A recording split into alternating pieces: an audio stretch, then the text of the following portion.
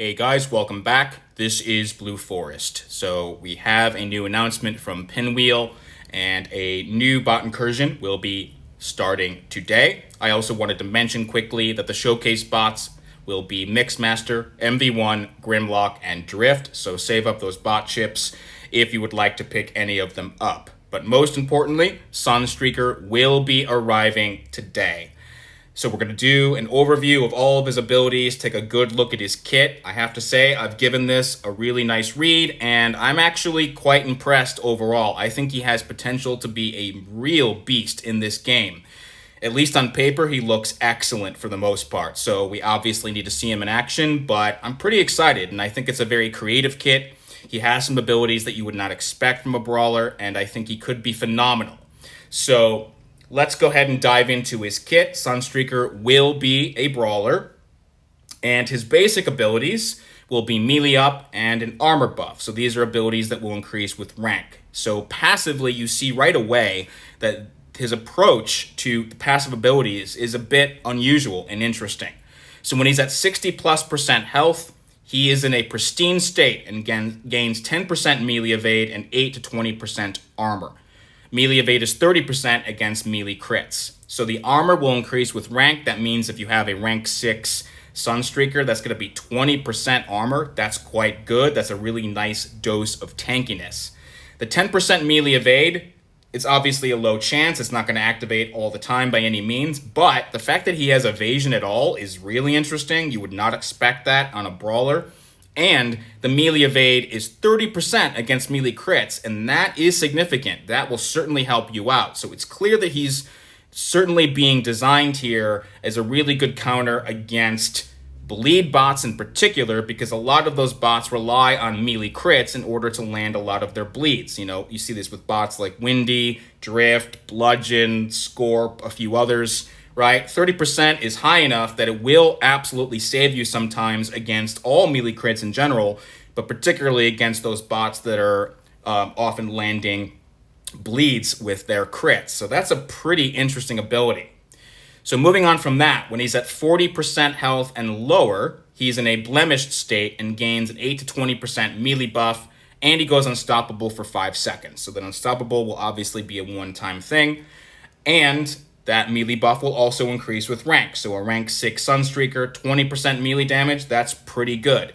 Now what I like about this, there's two things here. Number one is that he is getting these buffs at high health as well as low health, right? There are a lot of bots in the game who might gain certain abilities when they lose health. But the fact that at 60+% health, he's in this pristine state and he's gaining evasion and armor is really interesting.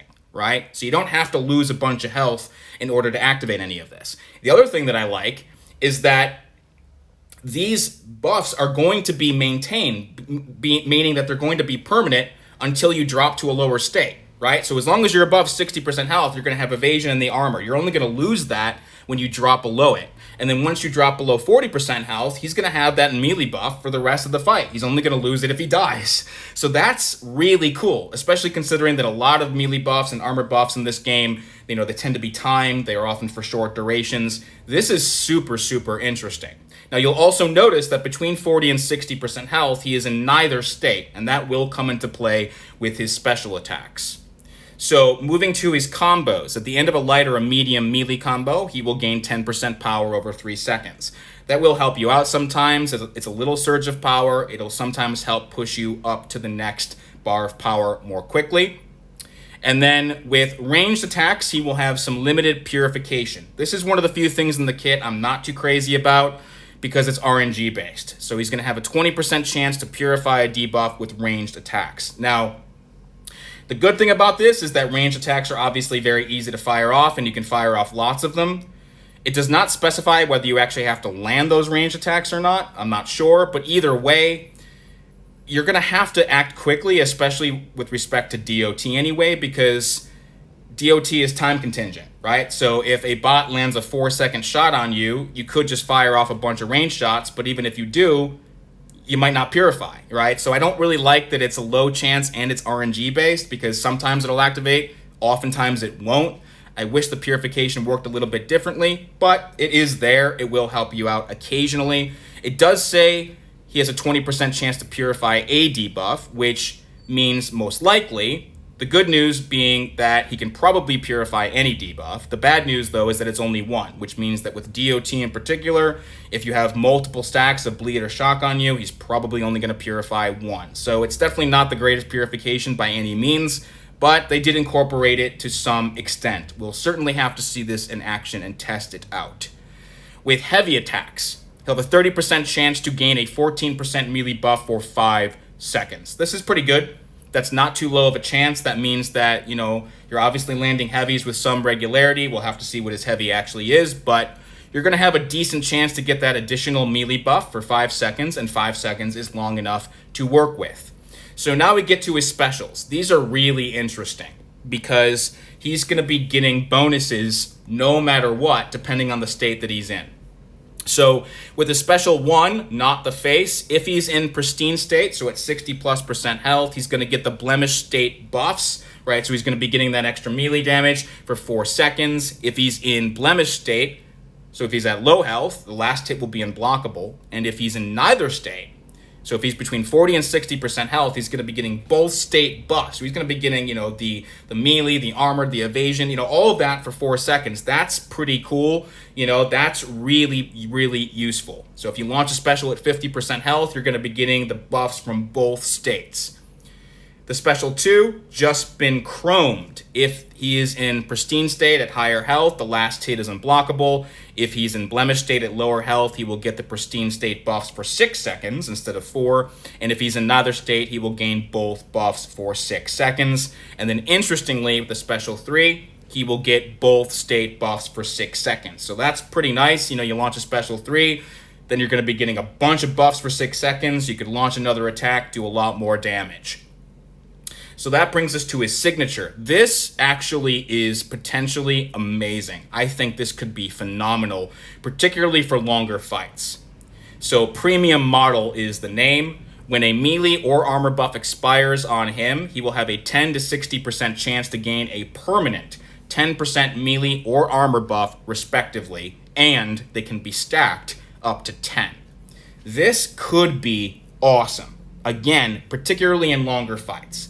Because remember, most of his buffs that are going to expire are going to be the buffs that he's getting when he uses specials, those 4 to 6 second buffs.